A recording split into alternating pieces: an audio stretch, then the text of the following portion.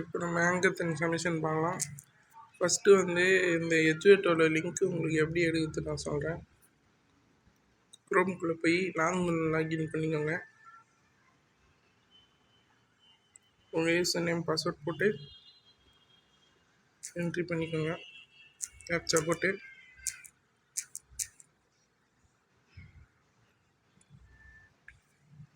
இப்போ என்ட்ரி பண்ணிட்டீங்கன்னா இங்கே மேலே 3 லைனுக்குள்ள அதை வந்து மேண்டேட்ரி கோர்ஸ் போட்டிங்கன்னா பிஸ்னஸ் ப்ராசஸ்க்கும் வாட்ச் கொடுத்தீங்கன்னா அக்சஸ் கோர்ஸ் கேட்கும்.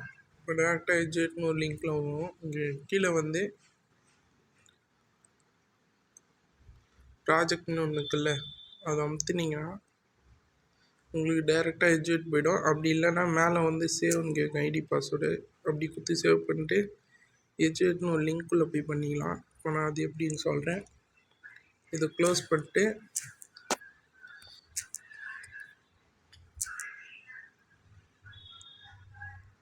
எஜுவேட் லிங்க்கு ஒன்று இருக்குது, அந்த லிங்க்கை ப்ரெஸ் பண்ணிங்கன்னா டேரெக்டாக உள்ளே வந்துடும். ஒரு தாட்டி ஐடி பாஸ்வேர்ட் கேட்கும். அதை அப்படியே நீங்கள் சேவ் பண்ணி வச்சுருந்தாலும் நீங்கள் என்ட்ரி பண்ணி உள்ளே வந்துடலாம். இப்போ வந்து டேஷ்போர்டு போனோம். டேஷ்போர்டு போய் இங்கே செகண்ட் கேஸுக்குள்ள சப்ளையர் பர்ஃபார்மன்ஸ் எவாலுவேஷன் அது கிளிக் பண்ணிங்கன்னா கீழே வாங்க. கீழே திருவள்ளுவர் யூனிவர்சிட்டின்னு இருக்கும். இது கிளிக் பண்ணிங்கன்னா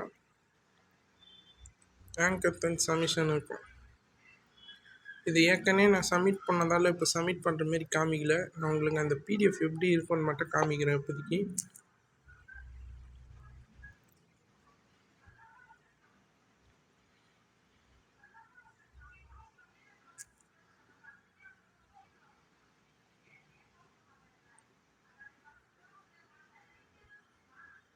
இது கிடையாது, வெயிட் பண்ணுங்கள்.